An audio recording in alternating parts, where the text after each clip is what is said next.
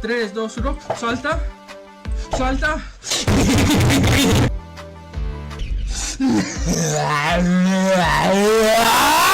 This spider can remove your limbs. But how? Introducing the brown recluse, native to the United States of America, and a prime example of don't judge a book by its cover. Because despite only coming in at a huge 2 centimeters in length and rocking the spider equivalent of default character customization, this little f***er is a level 500 rot build that gives Melania a run for her money.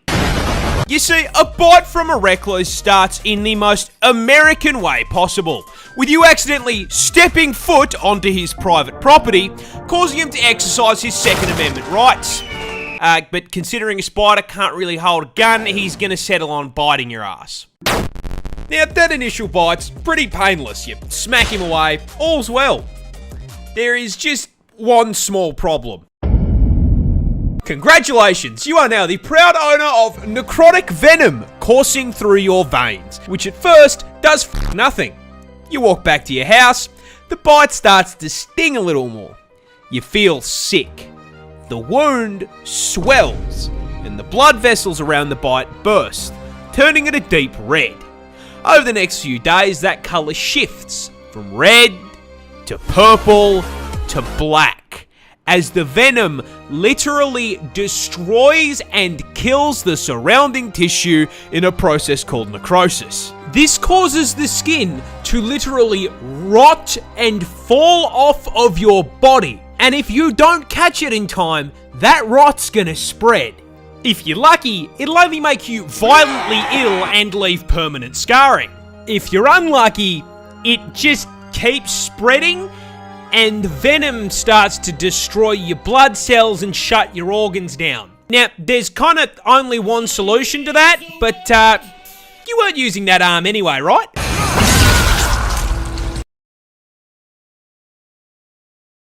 This isn't a spider, it's a snake. Introducing the Iranian spider-tailed horned viper, as the name suggests, native to Iran, and you are all probably wondering why the f*** this snake has decided to attach a cosplay of the average Australian resident to his tail. The answer is food. You see, every known snake species is a predator. Some eat Bambi, others eat Remy, and the spider tail, not unlike myself, absolutely fucking loves KFC. However, birds famously tend to fly, and last I checked, note ropes don't have wings. So, how does this viper get his zinger box? The answer is again, food. You see, birds eat insects, and the spider tail knows this. So, rather than trying to chase his prey down, this lazy fucker has evolved the evolutionary equivalent of DoorDash. You see, when a viper feels like a meal, it'll start the hunt by finding a nice rocky outcrop to curl up on like a couch. And due to the camouflage on his scales, this snake becomes practically invisible. Once he's nice and cozy, he begins to slowly wiggle his tail back and forth in front of his face, perfectly mimicking the motion of an insect. Think of this as him placing his Uber Eats order. Meanwhile, up in the air, our undercooked chicken tender is flying around when, holy shit, a free meal! What a delectable bug, just sitting there on that rock. And so, Tweety Birdie swoops down to grab himself an insect Happy Meal. And just as he's about to reach his meal,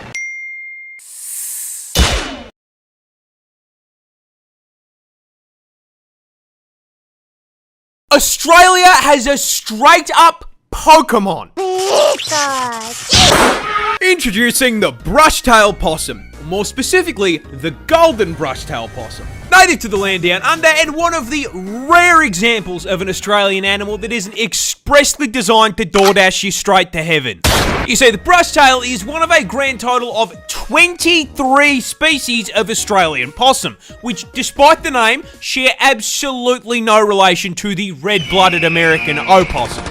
These adorable little marsupials come in all shapes and sizes, from the ringtail possum to the sugar glider, and to our protagonist here, the golden brushtail, which is really just a common brushtail possum with a rare genetic mutation called leucism that causes them to lose the pigment in their skin. So basically, It's a fucking shiny Pokemon. Coming in at around 4.5 kilos and 40 centimeters in length, these tree-dwelling marsupials are nocturnal and primarily herbivores, mainly consisting on a diet of leaves and fruit. And for added cute points, as marsupials, yes, they carry around their babies in a little pouch like their roided out cousin the kangaroo. However, come on, the thing is from Australia, you didn't really think these bad boys would be squeaky clean, did ya? You see, they aren't entirely herbivores. Sure, they love a good salad. They will also quite happily raid a bird's nest and turn Tweety's kids into a 3-egg omelette. Roadkill?